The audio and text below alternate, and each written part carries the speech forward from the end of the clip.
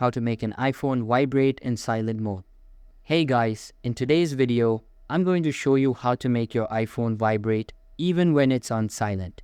Stick around till the end so you don't miss anything important. Start by opening up your settings.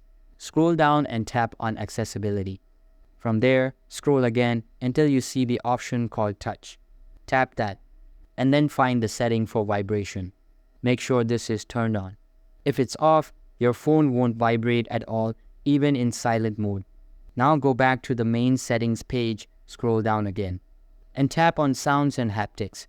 You'll see a section called Haptics. Tap that. Here, you want to either select Always Play or Play in silent mode. Choosing either of those options will make sure your iPhone vibrates even when the ringer is turned off. That's all you need to do. Your iPhone will now vibrate in silent mode, so you won't miss important alerts. If this helped you out, don't forget to like the video and subscribe for more iPhone tips. Thanks for watching.